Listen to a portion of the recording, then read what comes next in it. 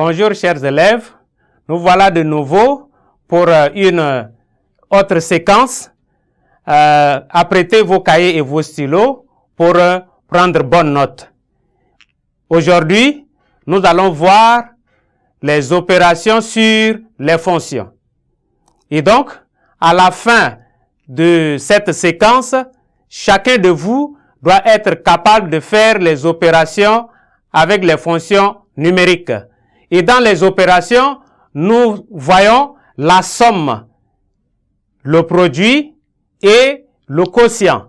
Donc, c'est comme ça nous avions ici dans notre tableau à compléter. Ici, nous aurons la somme des fonctions et sur la deuxième ligne, nous aurons les produits de fonctions et la troisième ligne, nous aurons des quotients de fonctions.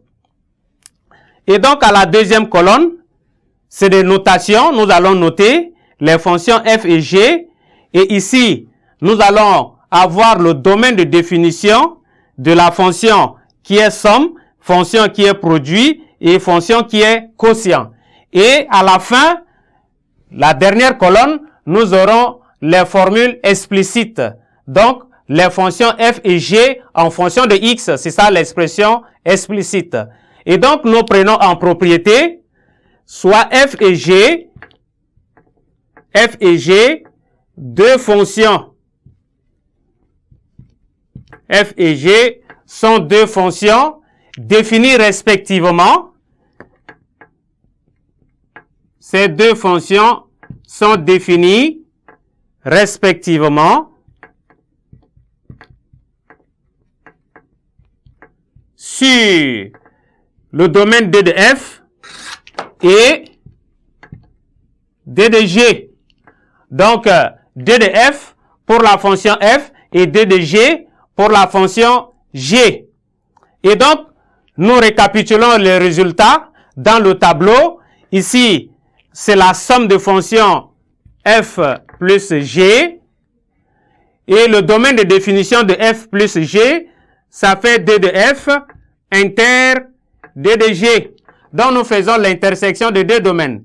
Et la forme explicite ou bien la formule explicite, on écrit f plus g de x est égal à f de x plus g de x. Et nous revenons pour les produits de fonctions, dont nous notons f fois g. Et le domaine de définition de f fois g, c'est d de f inter aussi d de g. Donc, c'est le même domaine avec la somme. On fait l'intersection des deux domaines. Et l'expression explicite ou bien la formule explicite, f fois g de x est égal à f de x fois g de x. Et nous revenons à la dernière ligne, nous avions le quotient de fonction. Et le quotient de fonction, c'est f sur g. Et le domaine de définition, c'est d de g, d de f, je m'excuse, inter d de g, privé de tous les x, tels que g de x est égal à 0. Donc, on exclut tous les x en résolvant l'équation g de x est égal à 0. Et donc, l'expression explicite ou bien la formule explicite, f sur g de x est égal à f de x sur g de x.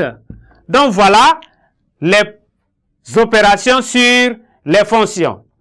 En remarque, nous pouvons définir aussi les fonctions suivantes.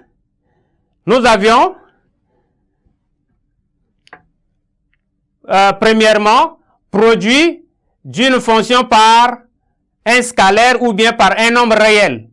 Et donc, le nombre réel k, alors nous pouvons écrire k f de x. Et donc, c'est égal à k fois f de x. Et avec le domaine de définition, de KF, c'est aussi égal au domaine de définition de F. Et nous pouvons aussi avoir les fonctions puissance, et donc puissance nème, où n est un entier naturel non nul. Si nous avions n, un entier naturel non nul, on peut noter la fonction fn de x qui est égale ici à f de x, le tout à la puissance n, avec d de f puissance n est égal aussi à 2 de f. Et nous avions aussi les fonctions inverses. On peut noter la fonction inverse 1 sur f. Et cette fonction associée à x, on écrit 1 sur f de x. Et donc, le domaine de définition de cette fonction inverse, le domaine de définition de 1 sur f est égal ici à l'ensemble à 2 de f, privé de tous les x tels que on a f de x est égal à 0. Ça correspond au quotient de fonction.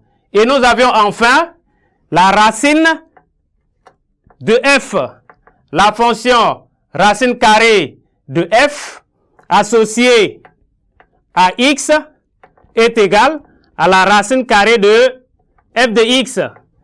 Et cette fonction est définie sur le domaine D de racine de f est égal à d de f privé de tous les x, d de f privé, je m'excuse, privé de tous les x tels que f de x soit supérieur ou égal à 0. Et donc voilà, nous avions ici fini avec notre cours sur opération de fonction. Merci et espérons nous retrouver à la séquence prochaine.